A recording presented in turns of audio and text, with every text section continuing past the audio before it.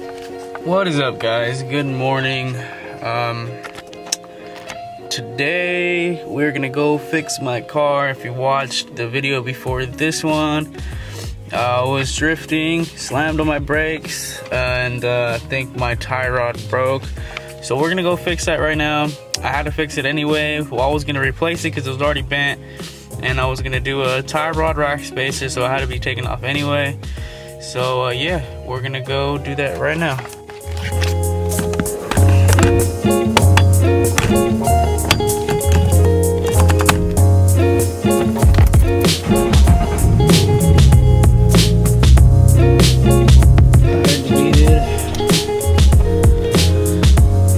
Yesterday, after the tie rod broke, I slammed on my brakes because I was turning. The car was going nowhere.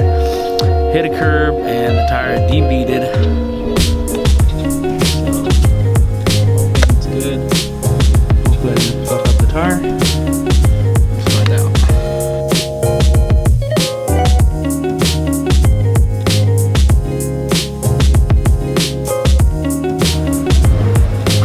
Alright, so I hear air coming out of the tire. I just don't know from where. I'm hoping I'm gonna stab a hole in the sidewall or something. But there's the broken tie rod. It was already bent, so that was just me neglecting it.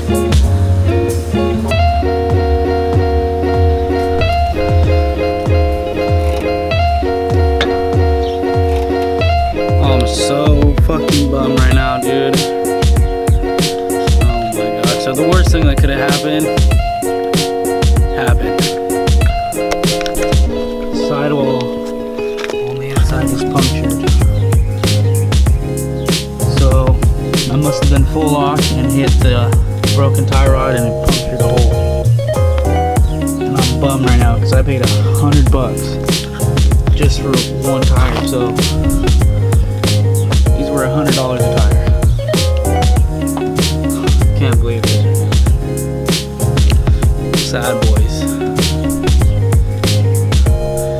To top off the tie rod breaking, puncturing a hole in my tire, I also broke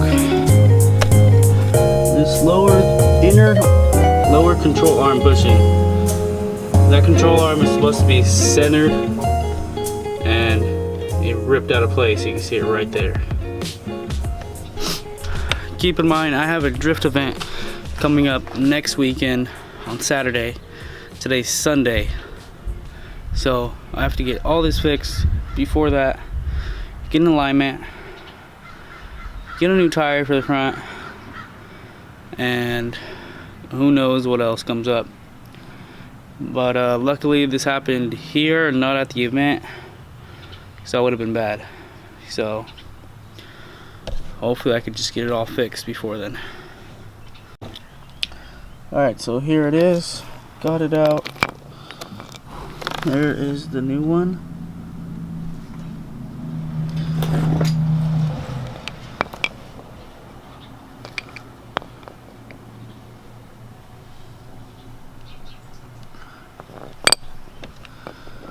And this thing is done. Look at this.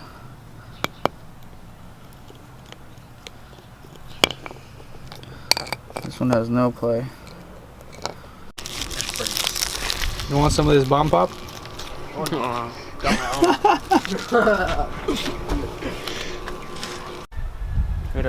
Okay, so this is stock angle. The tie rod is off, but right now it's just hitting on the bump stop. And take a picture? Take a picture. Okay.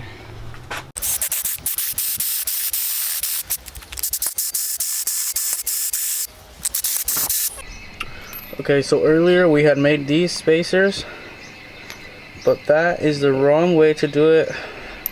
Thankfully, Juan kind of looked up the way a rack spacer works, and basically this part is supposed to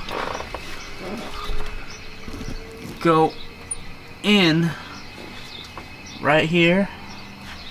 So with this one, it would hit. So it's supposed to send this in more and space this side out and send this in more to let you turn out more. So this is the right one. Basically it would sit like this.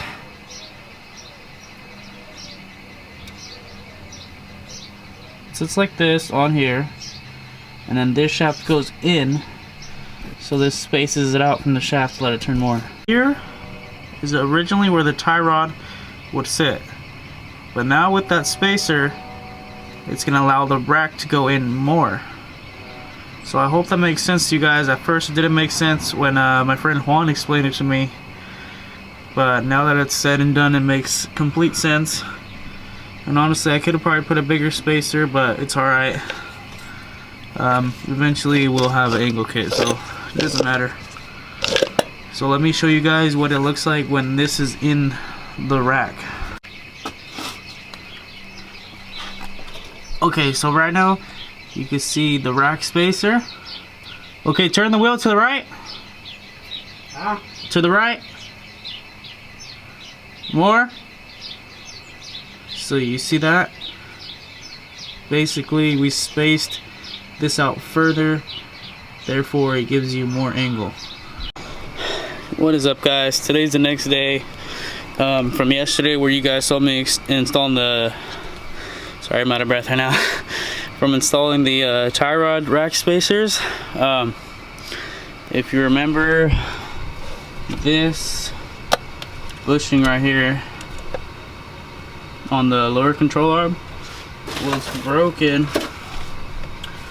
So what I did was I just got a whole new lower control arm with a new bushing from AutoZone because they had it in stock. Otherwise I would have to overnight the bushings, press the old ones out, press the new ones in, and reinstall it. So I figured this was easier. Plus this has lifetime warranty, and if the other side goes out I could just put a new one to match this one. So yeah, I'm gonna get this installed right now. I wish I could record the whole process, but fortunately it's just me by myself doing this right now, so I don't really have time to be recording everything, but I'll show you guys once it's all done. Okay, so a few minutes later and the new lower control arm is on. Now what I have to do is put this boot on the tie rod and tighten this tie rod, and then go take it to get an alignment.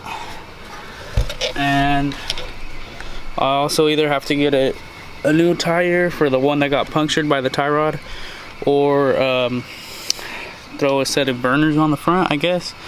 I don't know what I'm gonna do yet about that, but I need some new tires for the front. So yeah, I'll see you guys on the next update.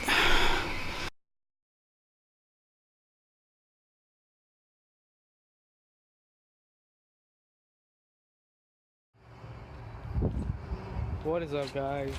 Recording this on my phone right now. I don't have my camera. This is what it looks like after with the rack spacer. It looks like there's more angle, but I can't really tell. And it probably doesn't help that I think I cut the space a little bit too small. So, but I think there's definitely more angle than stock.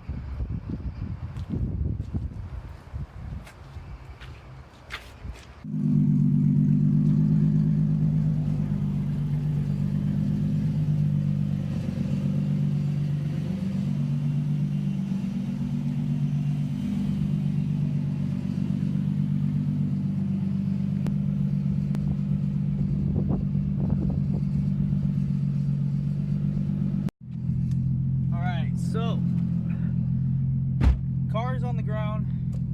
We got the tire with the hole fixed. Got the rear tires mounted.